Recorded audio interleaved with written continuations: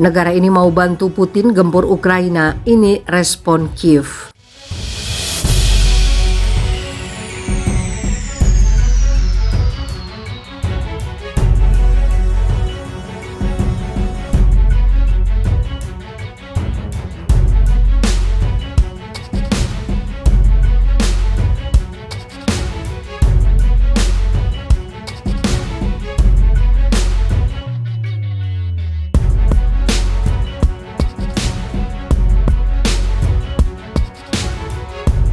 Ukraina buka suara terkait peluang Belarus membantu militer Rusia dalam serangan militer ke wilayahnya Kiev, mengatakan siap bila memang hal itu terjadi. Juru bicara layanan perbatasan negara Ukraina, Andriy Debzenko, mengatakan pihaknya sendiri telah memasukkan skenario bila memang Belarus benar-benar membantu Rusia. Sebelumnya, Belarus telah menjadi negara yang digunakan Kremlin untuk memasukkan pasukannya ke Ukraina. Kami tidak mengesampingkan bahwa Federasi Rusia pada titik tertentu dapat menggunakan wilayah Belarus. Angkatan bersenjata Republik Belarus melawan Ukraina, ujarnya kepada Reuters. Rusia sendiri telah memulai pelatihan bersama dengan Belarus pada hari Rabu. Latihan ini memungkinkan Moskow untuk memindahkan lebih banyak pasukan lebih dekat ke perbatasan dengan Ukraina yang notabene juga merupakan tetangga langsung Belarus. Selain dari Belarus, Debzenko mengatakan Ukraina juga telah memperkuat perbatasannya dengan wilayah Transnistria. Wilayah ini merupakan sebuah area milik Moldova yang dikuasai kelompok separatis pro-Rusia. Ia dan beberapa pejabat Kiev mengatakan Moskow sedang berupaya menarik separatis itu untuk membantu serangannya di Ukraina.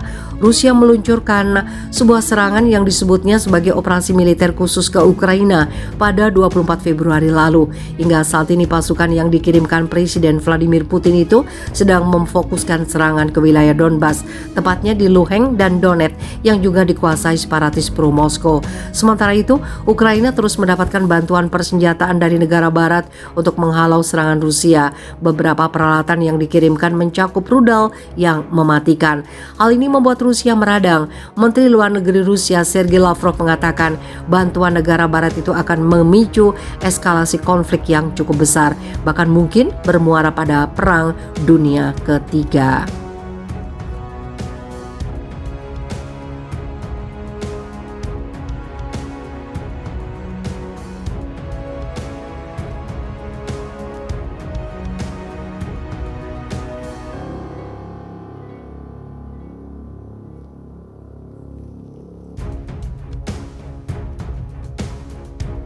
Tensi memanas, Rusia klaim tentara bayaran Israel bertempur bersama batalion neo-Nazi.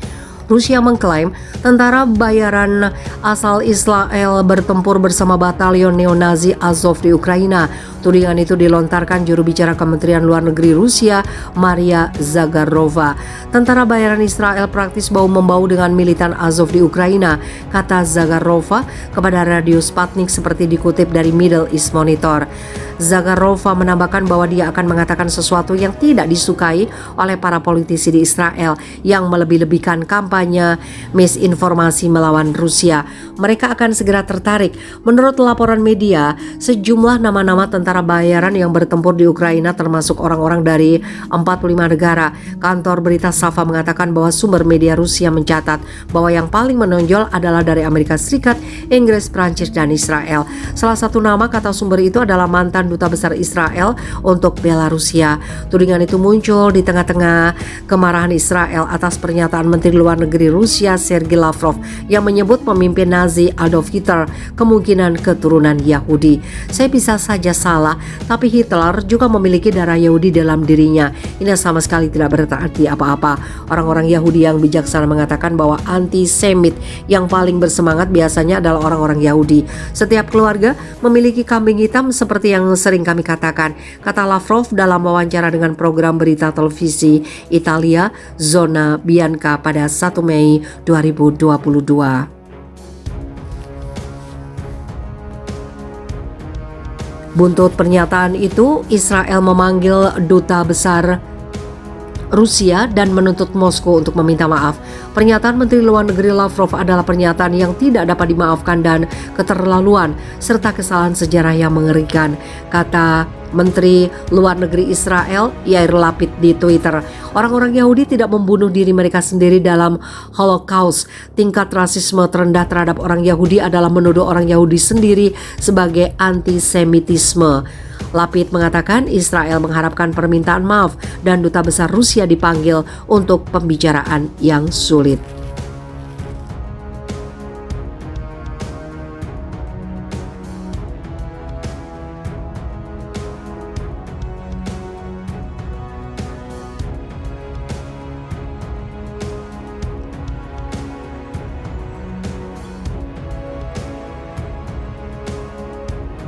Rusia klaim tembak jatuh jet tempur Su-25 Ukraina. Kementerian Pertahanan Rusia melaporkan pada hari Sabtu pagi, sistem pertahanan udaranya yang ditempatkan di wilayah Kherson di Ukraina telah menembak jatuh jet tempur Su-25 Angkatan Udara Ukraina.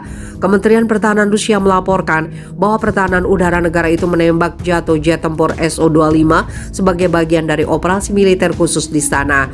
Kementerian Pertahanan Rusia menjelaskan bahwa jet itu ditembak di dekat kota Zervoniar. Selain itu, 2 drone Ukraina dan 12 roket yang diluncurkan dari baterai SMET MLRS dicegah di dekat kota Kamenki, Republik Rakyat Donetsk, kata Kementerian Pertahanan Rusia seperti dikutip dari Sputnik. Kementerian Pertahanan Rusia lebih lanjut melaporkan bahwa serangan oleh Angkatan Udara negara itu telah menghancurkan 17 sasaran militer di Ukraina, termasuk 2 pesawat komando dan kendali dan 5 depot amunisi dan bahan bakar. Kementerian Pertahanan Rusia juga mengatakan bahwa sekitar 200 gerilyawan dari Batalion Nasionalis dan 23 kendaraan lapis baja pasukan Ukraina telah dihancurkan selama hari itu. Pasukan roket Rusia menghancurkan 12 pusat komando tambahan dan 2 depot amunisi artileri Ukraina, kata Kementerian Pertahanan Rusia. Rusia meluncurkan operasi militer khusus di Ukraina pada 24 Februari atas perintah Presiden Vladimir Putin.